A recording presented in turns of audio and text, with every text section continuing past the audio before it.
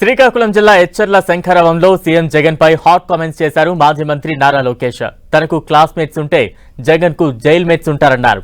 Jagan cabinet లో ఉన్న మంత్రులంతా ప్రజల ఆస్తులను దోచుకున్న వారేనే అని అన్నారు. వచ్చే 2 నెలల్లో తాము అధికారంలోకి రాబోతున్నామని రెడ్ బుక్ లో ఉన్న వారి భరతం పడతామన్నారు. ఉత్తరాంధ్ర అభివృద్ధిని పట్టించుకోకుండా అడ్డగోలుగా వైసీపీ నేతలు సంపాదించారన్నారు. లోకేష్ అంబేద్కర్ గారి రాజ్యాంగం నమ్ముకున్న వ్యక్తి. ఈ జగన్ రాజారెడ్డి రాజ్యాంగం నమ్ముకున్న వ్యక్తి. ఈ లోకేష్ ప్రజల్లో తిరుగుతాడు.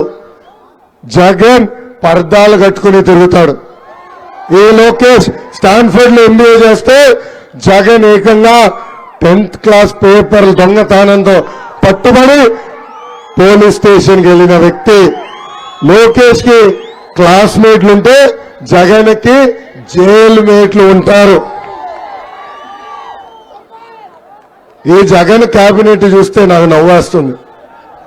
వాళ్ళకి కొత్త అవార్డు వచ్చిందంట ఈ కేబినెట్ కి. కేబినెట్ అంటే మంత్రులు, వాళ్ళకు కొత్త అవార్డు వచ్చిందంట. అదేంటో తెలుసా? భారతదేశంలోనే అతి పనికి మాలవని కేబినెట్ అని ఒక సంస్థ అవార్డు ఇచ్చింది. ముఖ్యమంత్రికి అవగాహన లేదంటే మంత్రులకు అసలు లేదు. ఈ మంత్రుల పరిస్థితి చూస్తుంటే జాలేస్తుంది.